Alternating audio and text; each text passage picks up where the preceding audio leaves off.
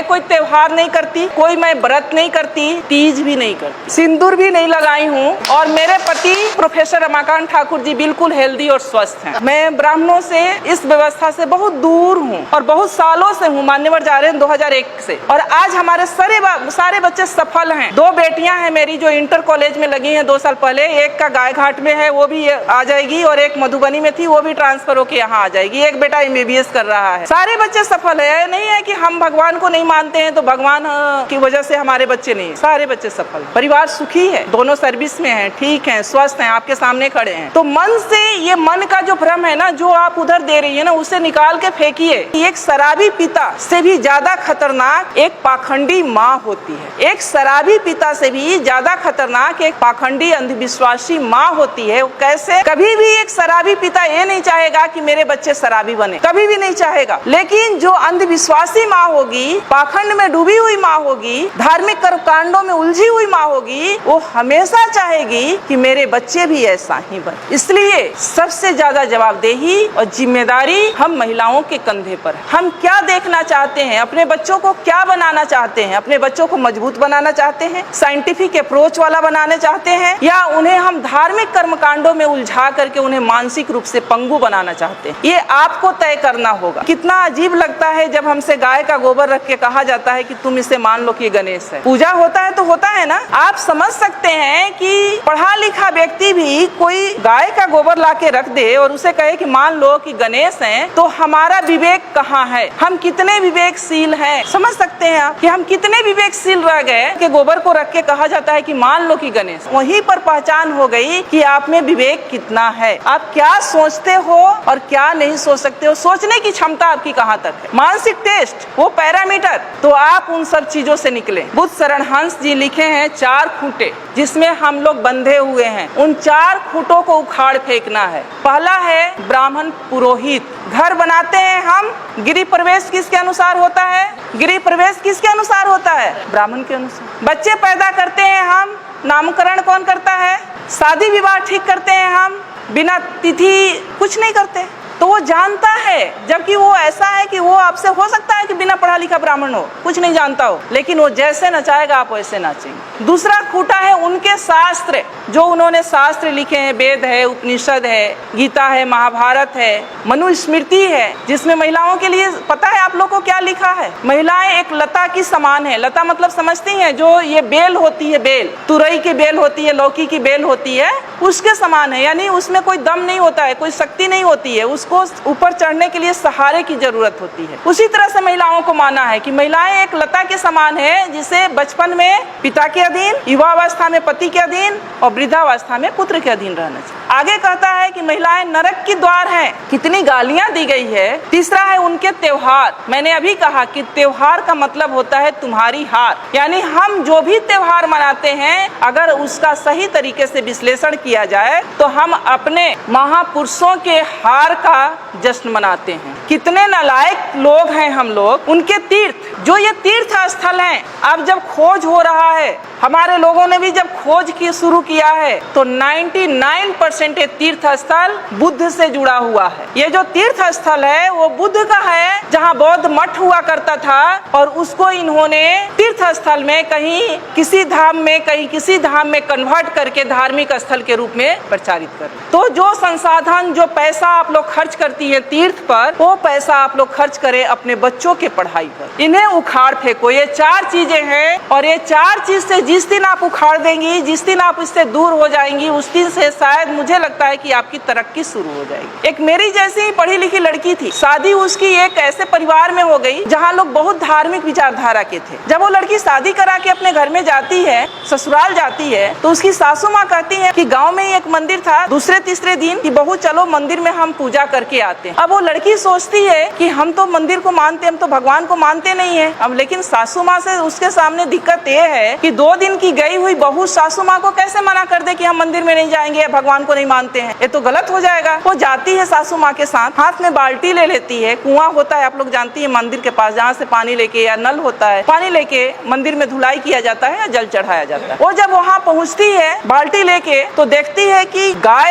का मूर्ति बाहर बना हुआ है। वो गाय के थन के नीचे बाल्टी रख देती, सासू माँ अभी ये गाय दूध देगी तो घर ले चल के खीर बनाएंगे। उसकी सासू माँ हंसने लगती है कि मेरी बहू तो पागल है, पत्थर की गाय कहीं दूध देगी, मैंने तो ये सोचा था कि ये गाय दूध देगी और हम घर में जाके खीर बनाएंगे। वहाँ से बाल्टी उठा लेती है, फिर वो थोड़ा आगे बढ़ती है तो वहाँ पर शंकर जी का मूर्ति लगा रहता है, तो उनके गले में एक सांप फुफकार रहा होता, तो वो डरने का नाटक करती है और पीछे हट जाती है, सासू माँ से चिपक जाती है। सासू माँ अभी तो ये नाग मुझे डस लेगा। फिर उसकी सासू माँ हंसती है कि क्या वास्तव में मेरी बहू पागल है क्या? ये कहती है कि पत्थर का नाग मुझे डस लेगा, तो कहती है तुम पागल हो गई हो क्या, ये तो पत्थर का है, ये क्या तुम्हें डस सकता है? सासू माँ उसको अंदर ले जाती है जहाँ एक देवी की मूर्ति रहती। फिर उसकी सासू माँ कहती है कि बेटा देवी के चरणों में ये सब चढ़ा के देवी से आशीर्वाद ले लो, ये माँ बहुत आशीर्वाद इनका फलीभूत होता है, तुम आशीर्वाद ले लो। जब ये बात उसकी सासू माँ कहती है तब वो लड़की कहती है, अपने सासू माँ के चरणों में गिर जाती है, कहती है कि माँ पत्थर की गाय अगर दूध नहीं दे सकती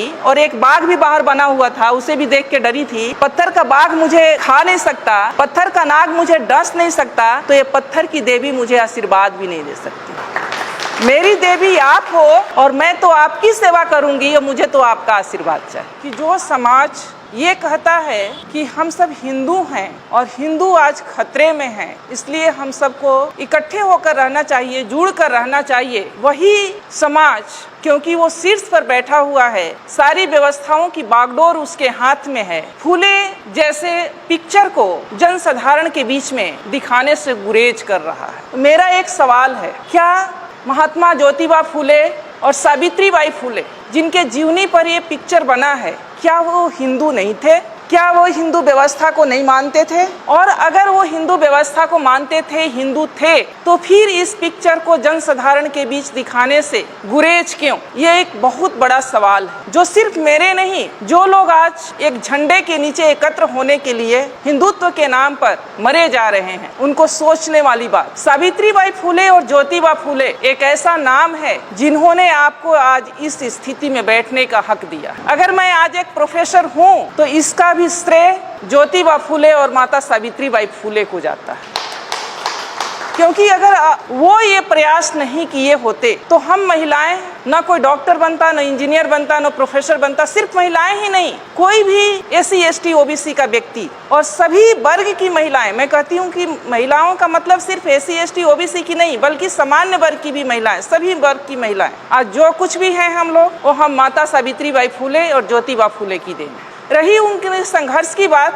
तो मैं बता दूं कि माता सावित्रीबाई फूले जब मात्र 7 वर्ष की थी तब उनके हाथ एक इंग्लिश की किताब लगी, अंग्रेजी की बुक लगी और उसके पन्ने पलट रही थी। इतने में उन पर नजर उनके पिता की पड़ती है और वो उनके हाथ से किताब छीनकर खिड़की के बाहर फेंक देते हैं, क्योंकि उस समय महिलाओं के लिए पढ़ना लिखना पाप समझा जाता था। SC ST OBC के पुरुषों के लिए और सारी महिलाओं के लिए पढ़ने लिखने का कोई अधिकार नहीं था। और उनकी 9 वर्ष की अल्पायु में आप समझ सकती हैं कि 9 वर्ष की कितनी कम उम्र होती है, क्योंकि उस समय बाल विवाह प्रचलित था। 9 वर्ष की उम्र में उनकी शादी हो जाती है। संजोग कहिए, उनका सौभाग्य कहिए कि उनकी शादी ज्योतिबा फूले से होती, और जब शादी होती है तो ये इस इच्छा को वो ज्योतिबा फूले के सामने रखती। और जब ज्योतिबा फूले खेतों में काम कर रहे होते हैं तो जब खाना लेके माता सावित्रीबाई फूले जाती हैं खेतों में तो अपने साथ वो किताब भी रख कर ले जाती। किताब रख कर ले जाती हैं तो ज्योतिबा फूले वहाँ उनको कुछ टास्क दिए होते हैं, वो कहते हैं उन्हें पढ़ाने लगते हैं। जब घर से बाहर वो खेतों में उनको पढ़ाते हैं, कुछ दिन के बाद इसकी चर्चा उनके पिता तक पहुँचती है कि ज्योतिबा फूले अपनी बहू को यानी अपनी पत्नी को पढ़ना लिखना सिखा रहा। चूंकि उस समय महिलाओं के लिए पढ़ना लिखना किसी पाप से कम नहीं था, पढ़ने लिखने का कोई अधिकार नहीं था महिलाओं को। तो उनके पिताजी इस पे नाराजगी व्यक्त करते हैं कि अच्छी बात नहीं है, आप सावित्री को पढ़ाओ लिखाओ नहीं बेटा, घर का काम काज करने दो बहू को, ये अच्छी बात नहीं है, क्योंकि जब तुम ऐसा करोगे तो अपने जाति बिरादरी के लोग या समाज के लोग इसका विरोध करेंगे। लेकिन ज्योतिबा फूले नहीं मानते। वो शुरू से इस व्यवस्था को चूंकि बहुत करीब से वो देखे थे। वो भी घटना आप लोग को पता होगा कि जब वो अपने एक दोस्त के सवर्ण दोस्त के शादी में जाते हैं पगड़ी बांध करके, और वहाँ पर जब वो व्यक्ति एक उस वर्ग का व्यक्ति, उस जाति का व्यक्ति ये कहता है कि ये OBC का व्यक्ति व्यक्ति हमारी जाति की शादी में क्या कर रहा है, उन्हें अपमानित किया जाता है, तब उनको समझ में आता है कि शिक्षा कितनी जरूरी है और शिक्षा के बाद भी बहुत कुछ नहीं बदलने वाला। फिर वो प्रण करते हैं कि नहीं, चाहे जो हो जाए लेकिन मैं सावित्री को पढ़ाऊंगा जरूर। बातें यही नहीं रुकती है।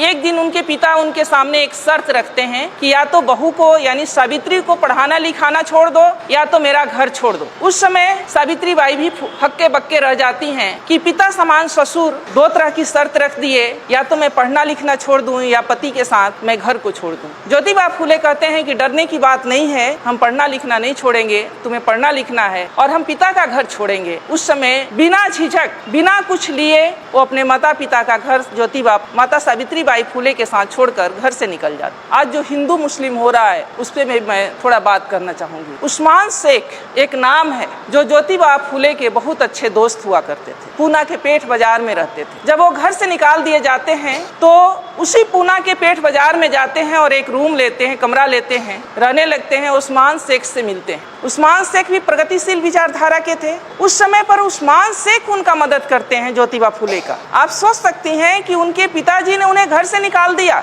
बहू के साथ। ये भी नहीं सोचा कि बेटा जाएगा तो रहेगा कहाँ, इसके पास कोई रोजगार है न कोई नौकरी है, लेकिन उस दोस्त ने उन्हें पनाह दी। उनके रोजमर्रे की जितने सामान थे वो खरीद के उन्होंने दिया। अपने घर का एक कोना उन्हें स्कूल खोलने के लिए दी और वहाँ पर वो स्कूल खोलते। सावित्री बाई फूले का पढ़ाई लिखाई जारी रहता है। उस्मान शेख जी की एक बहन होती हैं फातिमा शेख, वो और सावित्री बाई फूले। फिर उनकी चिंता बढ़ती है, इसीलिए वो सावित्री बाई फूले को पढ़ा रहे थे कि ताकि लड़कियों को पढ़ाने में सुविधा हो जाए।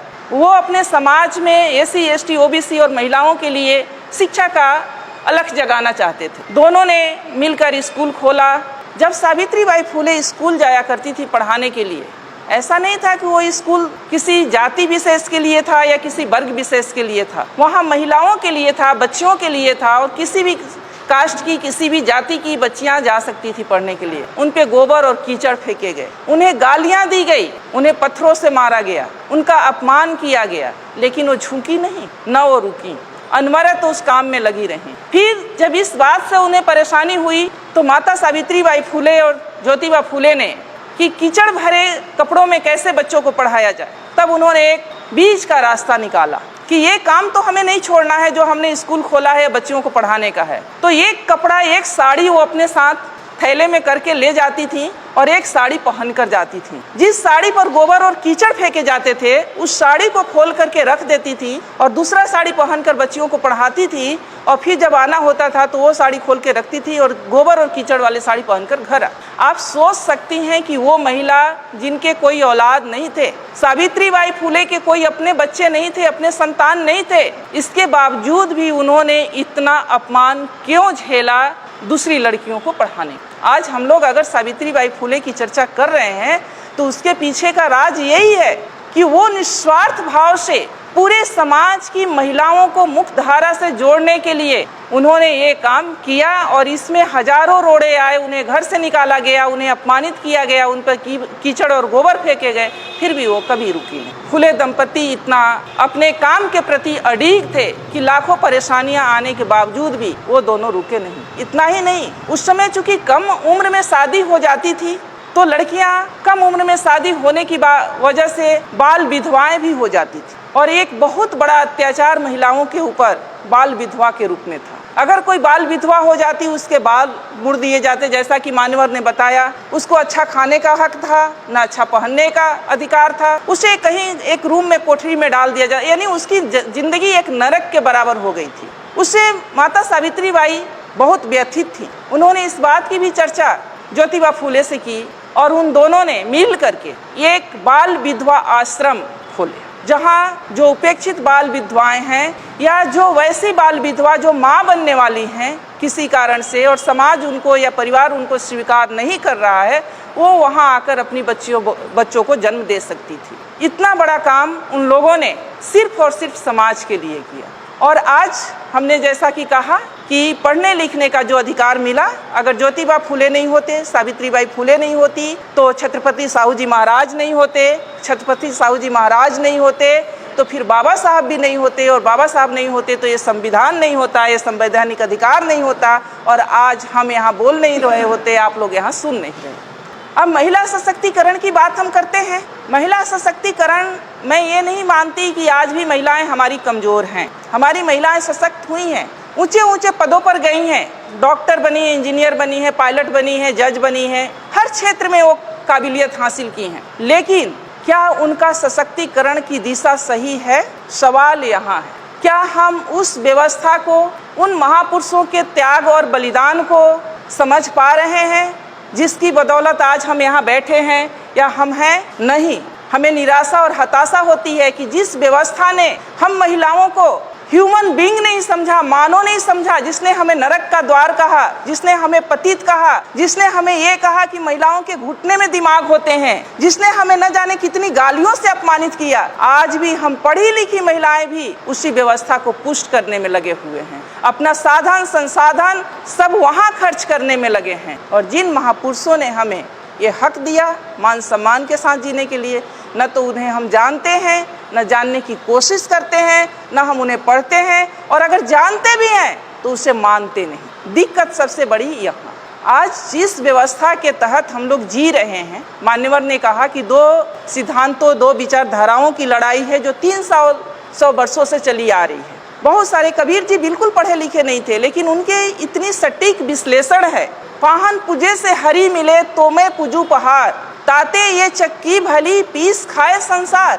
बिना पढ़ा लिखा व्यक्ति इतनी बड़ी बात कह गया, और हम लोग MA PhD डिलीट किए हुए व्यक्ति उसी पत्थर के चक्कर में अपने सारे पढ़ाई लिखाई को मिट्टी में मिला रहे। आज जो व्यवस्था चल रही है, और ये महिलाओं के बाद जो मान्यवर ने कहा, चाहे जो सब्जेक्ट में रखा गया कि महिलाओं को जागृत करना बहुत ज़रूरी है। अगर हम महिलाओं के महत्व की बात करें तो महामानव बुद्ध ने भी ये कहा है कि जो 8 रत्न होते हैं उनमें से महिलाएं सबसे महत्वपूर्ण है, सबसे श्रेष्ठ रत्न है। क्योंकि जो चक्रवर्ती सम्राट भी पैदा होता है तो एक माँ के गर्भ से ही पैदा होता है, और उसका पालन पोषण भी माँ ही करती। इसलिए महिलाएं, जिस समाज की, जिस परिवार की महिलाएं जितनी सशक्त होंगी, जितनी बुद्धिमान होंगी, वो समाज और परिवार उतना ही सशक्त और बुद्धिमान होगा, प्रगतिशील होगा। आज क्या हो रहा है? मान्यवर ने बहुत सही बात कहा कि श्रीमान श्री तो चलाते हैं ऐसे कार्यक्रमों में, और हमारी मतियां रह जाती हैं घरों में। मैं नहीं कहती कि ये सारे दोष महिलाओं का है, ये सारा दोष महिलाओं का सिर्फ नहीं है, महिलाओं से भी ज़्यादा दोष पुरुषों का है, हमारे समाज के पुरुषों का है, जिनको ये भय है कि अगर हम अपनी महिलाओं को भी, हमारी महिलाएं भी अगर जागृत हो गई तो शायद हमारा पुरुषत्व पर ठेस पहुंचेगा। क्योंकि ये हमारा भारतीय समाज मातृ समाज था, मातृ परिवार का समाज था। सिंधु घाटी की सभ्यता को उठाकर पढ़ लीजिए, मोहनजोदड़ो की सभ्यता को उठा करके पढ़िए, मातृ सत्तात्मक परिवार हुआ करता था। माँ के नाम से परिवार का नाम होता था, वंश का नाम चलता था। लेकिन उस सभ्यता को, हमारे मूल सभ्यता को, हमारे मूल संस्कृति को मिटा करके ये जो संस्कृति और सभ्यता हम पर थोपी गई है, जिसके हम सब शिकार हैं, और आज हम उसी में आनंदित हो रहे हैं, ये गलत है। पढ़े लिखे होने के नाते हम लोगों को ये जानना बहुत ज़रूरी है कि हमारा दोस्त कौन है, हमारा दुश्मन कौन है, कौन सी मूल संस्कृति हमारी संस्कृति है और कौन सी मूल संस्कृति हमारी संस्कृति नहीं है। ब्राह्मणवादी व्यवस्था जो है, जिस व्यवस्था में आज हम लोग जी रहे हैं, वो व्यवस्था हमें गुलाम बनाने की व्यवस्था है, वो हमारी व्यवस्था नहीं है। अगर वो हमारी व्यवस्था रहती तो उस व्यवस्था में इतना ऊंच नीच नहीं रहता कि एक को पवित्र और दूसरे को अपवित्र समझा जाता। उसमें 6743 जातियां नहीं बनाई जाती, उसमें महिलाओं का इतना अपमान नहीं किया जाता जिसमें ये कहा जाता कि महिलाओं का अपना स्वतंत्र कोई अस्तित्व ही नहीं है। बचपन में वो पिता के अधीन, युवावस्था में पति के अधीन और वृद्धावस्था में पुत्र के अधीन रहने के अधिकारी है, यानी महिलाओं का अपना कोई अस्तित्व नहीं है। और हम महिलाएं उसी व्यवस्था में अपना सारा संसाधन, अपनी सारी एनर्जी खत्म किए जा रहे हैं। तो हमें समझना होगा, जिस व्यवस्था के तहत हम लोग जी रहे हैं वो व्यवस्था हमारे लिए नहीं। हमारी व्यवस्था क्या है? जो हमारे महापुरुषों ने दिया है, जो ज्योतिबा फूले ने दिया है, जो सावित्रीबाई फूले ने दिया है, जो रामास्वामी पेरियार ने दिया है, जो बाबा साहब ने संवैधानिक आपको अधिकार दिया है, वो हमारी व्यवस्था है, जिसमें समानता असमानता जैसी कोई बात नहीं है। जिसमें समानता की बात कही जाती है, असमानता जैसी कोई बात नहीं है। बंधुत्व का बात है, भाईचारा की बात है। संवैधानिक अधिकार जो है, संवैधानिक जो विचारधारा है, उसके अकॉर्डिंग हमको व्यवहार करना होगा। हमें हर उस व्यवस्था को नकारना होगा जो असमानता पर आधारित है, जो बंधुत्व और न्याय की बात नहीं करता है। महिलाओं की बात है तो महिलाओं की जैसा कि बात आई, अभी बहुत सारी बातें आई। महिलाएं क्या है, महिलाओं को क्यों इतना गुलाम बनाया गया, महिलाएं क्यों इतना सॉफ्ट टारगेट हो जाती हैं, महिलाओं को क्यों अपने कलच में लोग ले लेता है, इसके पीछे का भी रीजन है। अब पढ़ी लिखी महिलाएं हैं तो बाहर निकलने लगी, लेकिन जब पढ़ी लिखी महिलाएं नहीं थी तो पुरुष अपने साथ उनको कहीं भी लेके जाते नहीं थे। वो घर में रहती हैं, वो संवेदनशील भी होती हैं। अगर कोई उनसे ये कह दे कि तुम्हारे परिवार पर, तुम्हारे पति पर या तुम्हारे बेटे पर इस तरह का ग्रह गोचर है और ये करोगी तो ठीक हो जाएगा, तो वो अपना सब कुछ न्यौछावर करने के लिए तैयार हो जाती है। और इसी उसके मनोविज्ञान का फायदा हमारे दुश्मनों ने उठाया। मैं आपसे एक सवाल करती हूँ कि जो माँ, यहाँ बिहार में कल्चर है कि चाहे वो महिला बिल्कुल बेड पर हो, बेड रेस्ट में हो, डॉक्टर ने उसे मना कर दिया हो हर चीज़ से, फिर भी अगर वो जिंदा है तो वो ज्योतिया व्रत नहीं छोड़ती हैं। ऐसा है ना, ज्योतिया करेंगी ही करेंगी, क्योंकि कहा जाता है कि ये ज्योतिया जो है वो बच्चे के लिए है। तो जो माँ या जो महिला इतना 24 घंटे का बिना पानी के, बिना अपने बच्चे के सलामती के लिए व्रत कर सकती है, क्या उस महिला को झकझोर दिया जाए और बता दिया जाए कि असली तुम्हारी संस्कृति क्या है, तो क्या वो अपने बच्चे के उन्नति के लिए वो स्वीकार नहीं करेगी? जरूर करेगी। तो दोष हमारी महिलाओं में सिर्फ नहीं है, दोष हमारे पुरुषों में भी है कि जो हमारे पुरुष खुद ब्राह्मणी व्यवस्था के गुलाम हैं, वो अपनी महिलाओं को अपना गुलाम बना के रखना चाहते हैं। तो हमारी महिलाएं दोहरी शिकार हो रही हैं। तो पहले पुरुषों को भी तैयार होना होगा, पहले हमारे समाज के पुरुषों को मानसिक रूप से तैयार होना पड़ेगा और अपने महापुरुषों की विचारधारा को अपने घरों तक ले जाना पड़ेगा। और अगर वो वहाँ पर, कई बार होता है कि महिलाएं हमारी बहुत जल्दी नहीं समझ पाती, क्योंकि उन्होंने जो बचपन से देखा है, अपने माँ के आंचल में जो देखा है कि माँ हमारी व्रत करती थी, त्योहार करती थी, पूजा पाठ करती थी, और अचानक आप उनसे कहें कि आपको कोई विवाह पर्व नहीं करना है, तीज त्योहार नहीं करना है, तो वो नहीं मानेंगी। तो आपको उनको ऐसे प्रबोधनों में, जहाँ इस तरह के वैचारिक प्रबोधन होते हैं, वहाँ लेकर जाना चाहिए। वहाँ भी नहीं लेकर जा सकते हैं तो आप पतली पतली किताबें आती हैं, उस तरह की किताबों को उनको देना चाहिए ताकि वो पढ़ें। सोशल मीडिया पर बहुत सारी चीज़ें आने लगी है, आप उनसे उनको अवेयर कराएं, क्योंकि ये बरसों की गुलामी 2 दिन में नहीं ख़त्म होने वाली है। टाइम लगेगा, लेकिन वो ख़त्म होगा अगर महिला जिस समाज की और जिस परिवार की समझ गई एक बार। क्योंकि बाबा साहब ये कहते थे कि अगर महिलाओं को महिलाओं की उसकी गुलामी का एहसास दिला दिया जाए तो उसकी बेड़ी को तोड़कर निकलने में उसे देर नहीं लगेगी। तो हमारे यहाँ जितने भी बहनें बैठी हैं, माताएं बैठी हैं, उनसे भी मेरा अनुरोध है, और जितने भी हमारे पुरुष भाई बैठे हैं उनसे भी अनुरोध है कि ये हम सभी को सहयोग से इस तरह के कार्यक्रमों को सफल बनाने के लिए, सहयोग से सभी को ये परिवर्तन के लिए, घरों में कई बार क्या होता है कि जब महिलाएं थोड़ी प्रगतिशील होती है और पुरुष प्रगतिशील नहीं होते हैं तो वहीं लड़ाई शुरू हो जाती है। पुरुष ये कहना शुरू कर देते हैं कि ये थोड़ी पढ़ लिख के क्या गई, ये बातों को नहीं मानती या मेरी बातों को नहीं मानती। और कई बार अब ये भी देखा जाता है, उसका दूसरा भी पक्ष है कि महिलाएं जब पढ़ लिख जा रही हैं, लड़कियां जब पढ़ लिख जा रही हैं, तो वो भी पुरुषों को तरजीह नहीं दे रही हैं। तो मैं यहाँ पर ये भी कहना चाहूँगी कि पुरुष और महिला दोनों एक साइकिल का जो 2 चक्के होते हैं, 2 पहिए देखा है आप लोगों ने साइकिल, अगर एक पहिए को पंचर कर दिया जाए और दूसरे का टायर ट्यूब सही रहे तो क्या जहाँ पर जाना है वहाँ तक हम उस साइकिल से पहुँच सकते हैं? नहीं पहुँच सकते ना। तो इसीलिए पति पत्नी का सामंजस्य होना, वैचारिक सामंजस्य होना बहुत ज़रूरी है, एक दूसरे को सपोर्ट करना बहुत ज़रूरी है।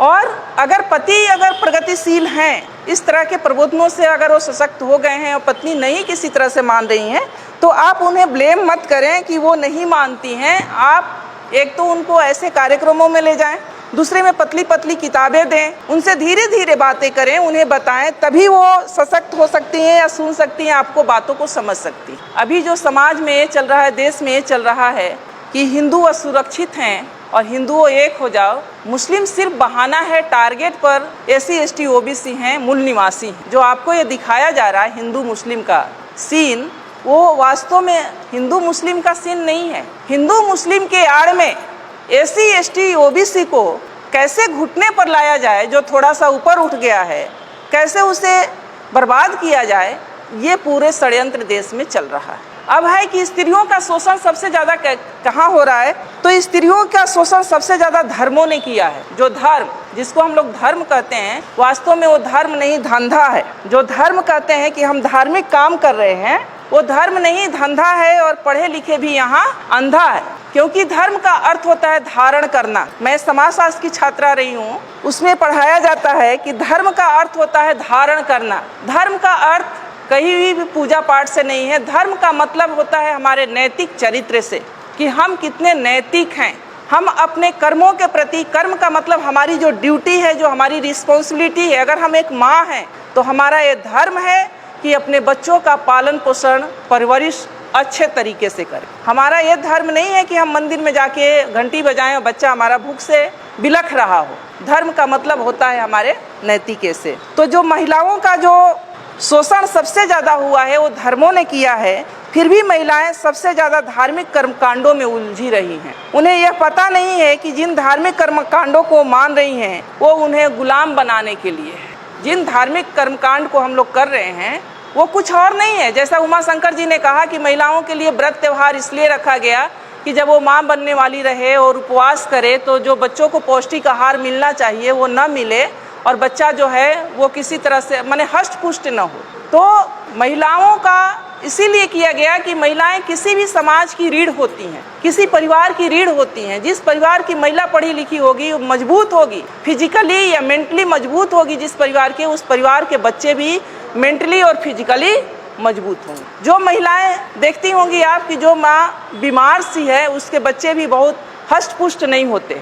तो ये साइंटिफिक भी है। और हमारी महिलाएं ऐसी नहीं थी, जो आज की महिलाएं हमारी हैं ऐसी नहीं थी। हमारी महिलाएं जो थी उनके नाम से परिवार का नाम चलता था और उन्हें बड़े साजिश के तहत उन्हें गुलाम बनाया गया। पहले तो उन्हें ये सब जेवर पहना करके गुलाम बनाया गया और जब इससे भी लगा कि वो नहीं गुलाम रहेंगी तो फिर उन्हें मानसिक कर्मकांडों में उलझा करके गुलाम बनाया गया। तो मैं तो इतना रिक्वेस्ट करूंगी कि ये जो कर्मकांड हैं, ये जो धर्म हैं, व्रत हैं, त्यौहार हैं, ये आपके गुलामी के प्रतीक हैं। जो त्यौहार हैं वो आपके, त्यौहार के मतलब होता है तुम्हारी हार। यानी ये सब हम लोग जो त्यौहार मनाते हैं, वास्तव में हिंदू पर्व त्यौहार, वो हम अपने ही पूर्वजों की हार का जश्न मनाते हैं। हम लोग अपने ही पूर्वजों के हार का जश्न मनाते हैं।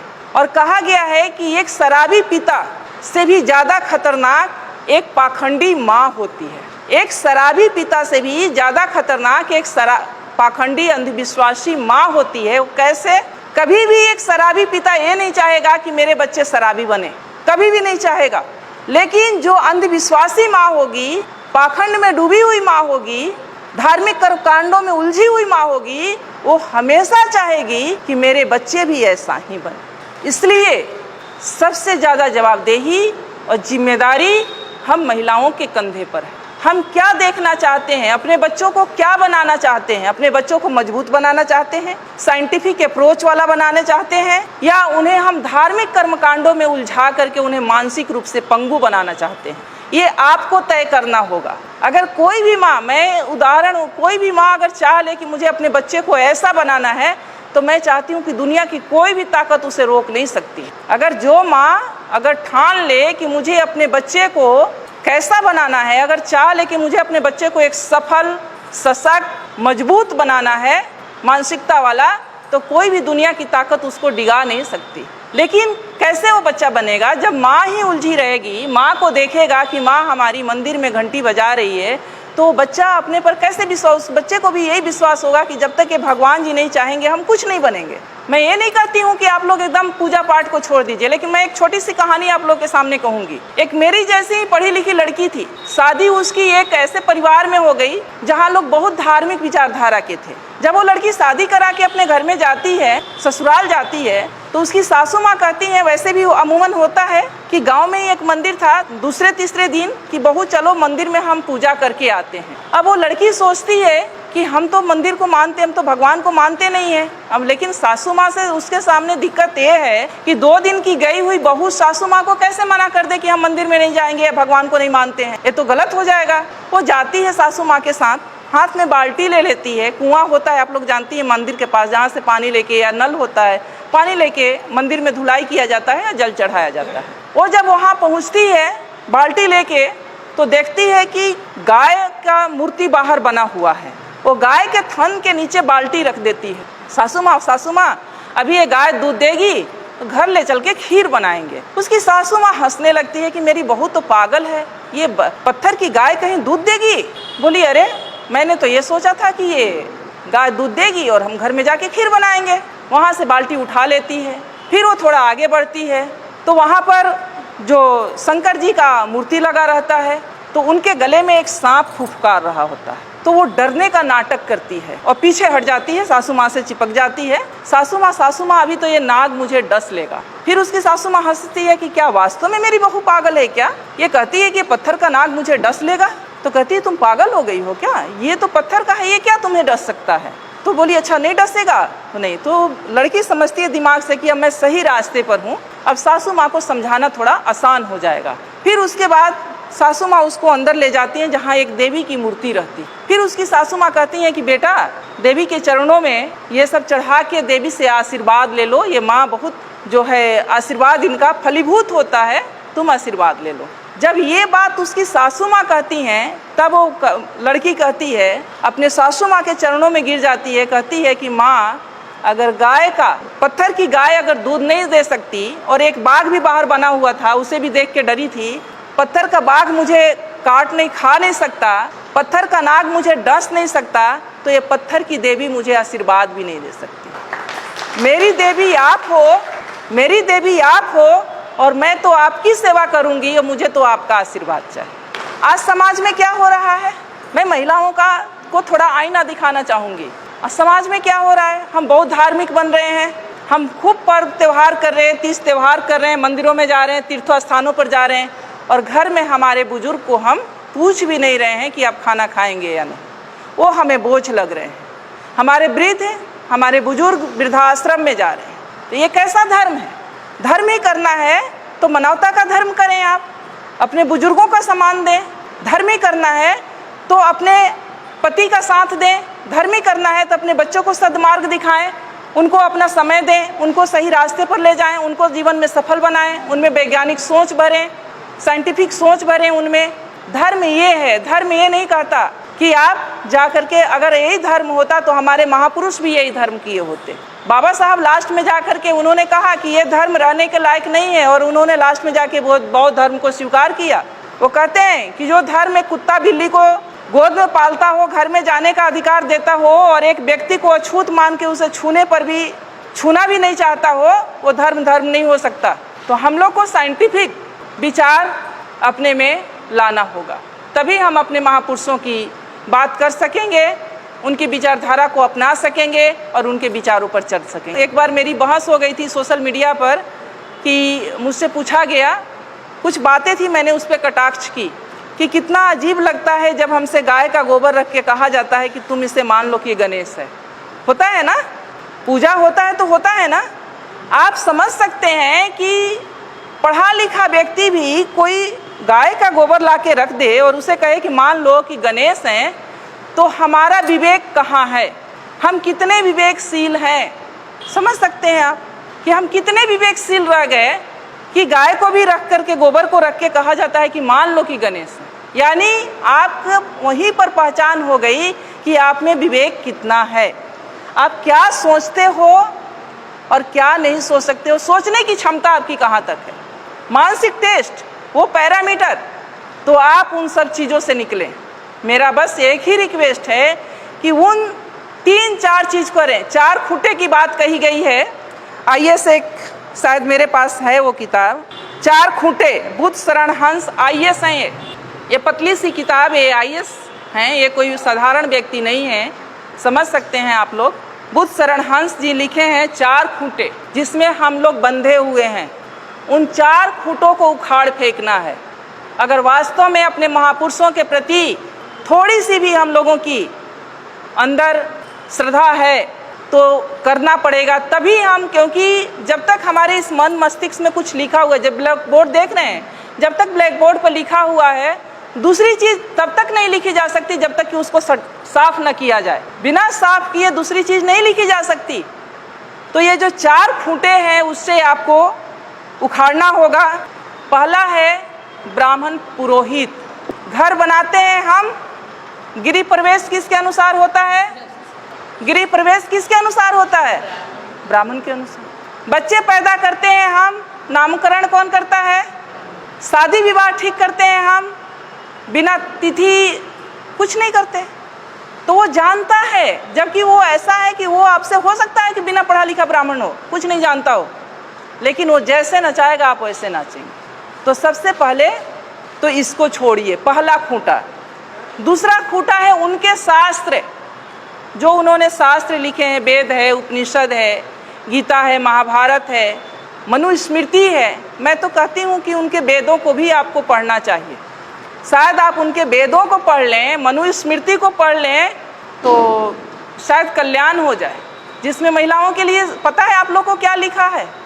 महिलाएं एक लता की समान है। लता मतलब समझती हैं, जो ये बेल होती है, बेल, तुरई की बेल होती है, लौकी की बेल होती है, उसके समान है। यानी उसमें कोई दम नहीं होता है, कोई शक्ति नहीं होती है, उसको ऊपर चढ़ने के लिए सहारे की जरूरत होती है।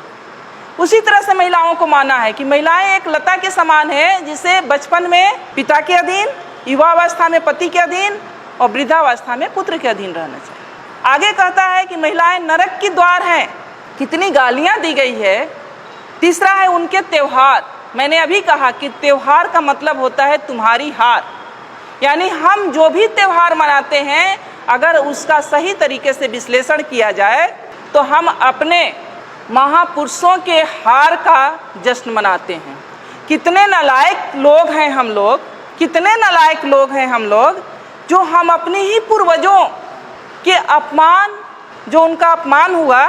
देखिए मनुस्मृति, देखिए आ गया ब्राह्मणों का संविधान, जिससे आजकल चल रहे हैं हम सब, अभी भी चल रहे हैं। संविधान लागू होने के 75 साल बाद भी हमारा व्यवहार, विचार सब इससे चल रहा है, संविधान से नहीं चल रहा है। क्योंकि अगर संविधान से चल रहा होता तो समता, समानता, बंधुत्व और न्याय की बात हो रही होती।